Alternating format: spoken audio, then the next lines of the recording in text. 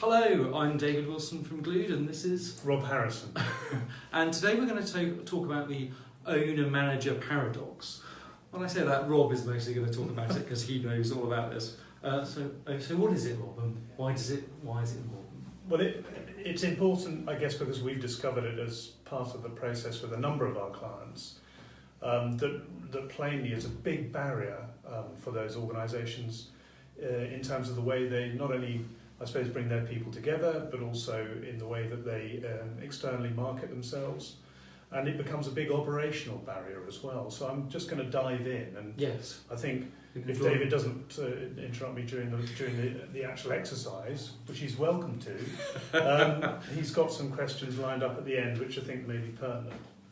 So we're going to do a little life story of a business here, which is let's imagine an individual starts a business on their own. Let's say it's an IT business. And so it is just them operating the business. They may only have one or two clients right at the beginning, and they're able to operate things fairly easily by themselves. But as the business grows, they have to start developing some more specific skills that enable them to run that business on their own. So some very, very ordinary things like doing the VAT return, or doing a PAYE, or perhaps doing their monthly returns on their accounts, whatever it might be. They have to learn all of that themselves, and they also have to learn the operational business about how they're going to run the business, how they're going to communicate with clients, how they're going to put in service level agreements and that sort of thing. And that individual develops that all by themselves and within themselves. And sometimes they'll get training, sometimes they'll learn on the job. And if I can just butt in there for a moment, butt in's not the right word, is it really? So if it's your business and you're talking about, you might have created a logo, you might have created, messages, keywords. It's very easy as a business. If I'm the only person in the business, it's very easy for me to go out to networking and talk about what I do and talk about what the business stands for. And of course, my values are completely aligned with the values of the business. So so you can imagine you apply that to anything in the business. That's very easy to go along nicely at that early stage, but then when you start doing multiple things, as we're going to explain, it gets more complicated.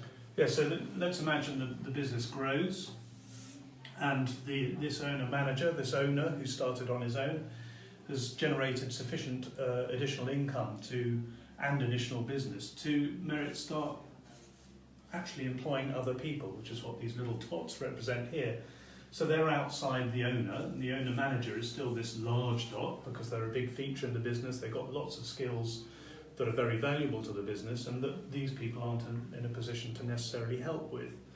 So that works all right for a while, particularly where perhaps they're in the same room and they're able to work on a very much one-to-one basis, very interpersonal basis. It's very easy to see a rapport evolving and the business working based upon those principles.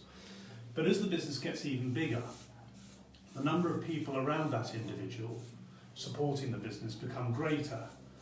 And so that owner-manager is put in a position where they need to start delegating out to these people the tasks that previously they had done solely by themselves, that they had probably developed their own way of doing by themselves.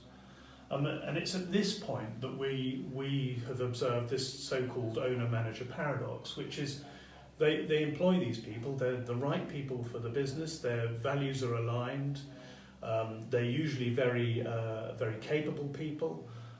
The owner has got probably well-developed sense of who's going to be right for the business or not, and who's going to bring benefits to the business, so they're probably ideal employees. But the paradox comes that the employer, the owner-manager who started on his own, finds it very difficult to genuinely delegate to these people. And this issue is a very understandable one, because if you imagine you've developed the way of doing something within your business and you've never seen anyone else do it in a different way, you employ somebody who does it in a different way, and to you, that's wrong. That's potentially damaging. So the immediate reaction is to bring the task back in, to take it back, to take it away from the person you're delegating it to.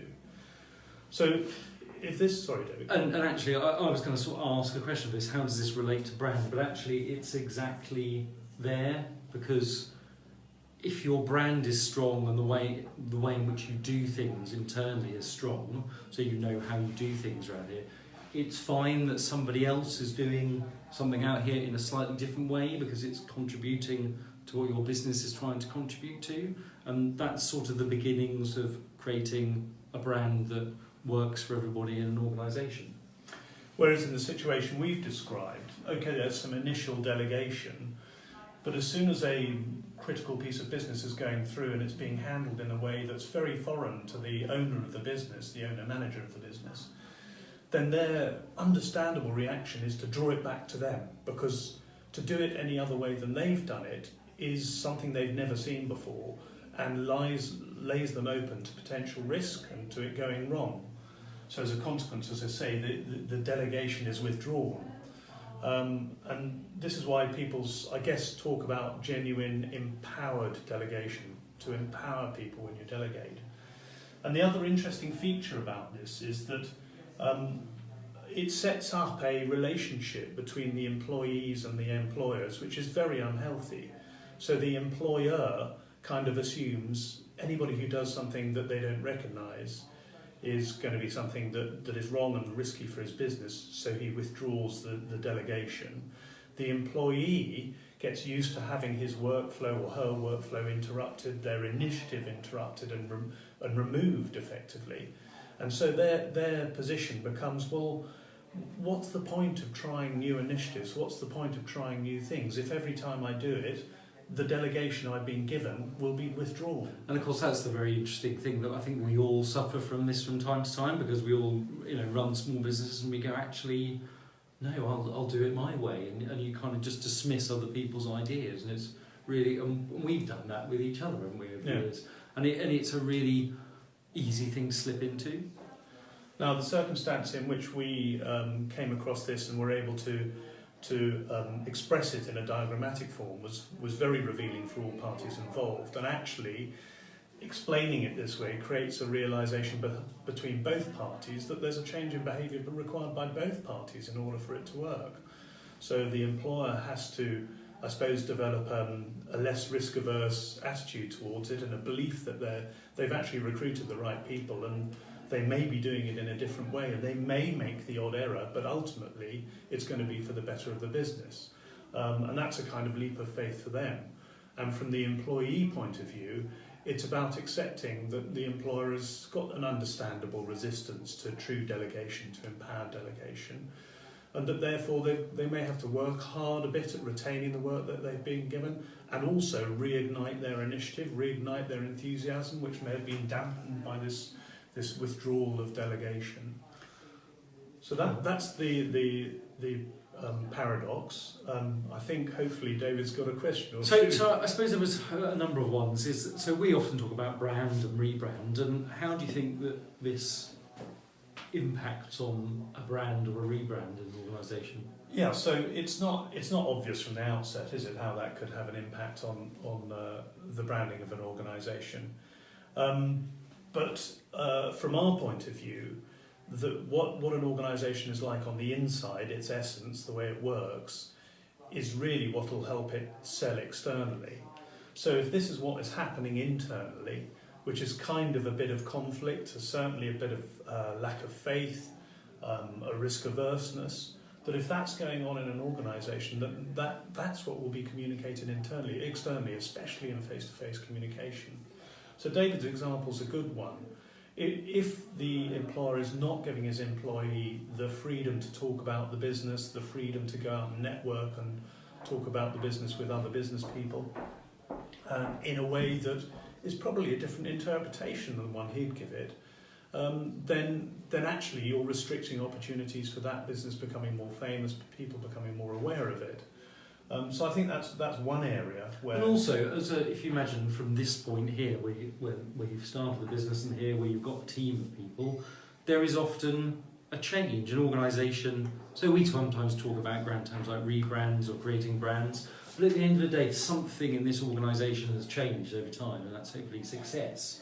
But there might be that the things that you communicate internally, or the things that you communicate through your advertising or marketing, will have to change because your business has changed. Yeah, because you've taken on new people with slightly different takes on the way that the business is delivered. And genuinely, I think those new ways are usually positive evolutions that are of benefit to the brand, of benefit to the business, and provide greater profit potential. Usually they're adding value to services that means that actually you can charge more for them. Yeah, and I think, it's also, as things change, people come on. If you've got a flat way of working, management style, then you can obviously allow people to contribute, and that contributes to their brand and how things get communicated. And so, success is always like to come stronger, which brings me on cleverly to my next point. Impact on profit, is there any... How does this help organisations with profit? Well, we've touched on it there, that plainly by adding value to the way that a business goes about serving its customers provides an opportunity for higher margin and also loyalty, so greater retention of clients. But also imagine the difference between an employee who is disinclined to take the initiative or to come up with new ideas because delegation is removed, with the employee that feels free to come up with new ideas, feels excited by the idea of coming up with new product developments, new service developments. So then you may end up with entirely new product lines. You may end up with entirely new market sectors to grow, to exploit.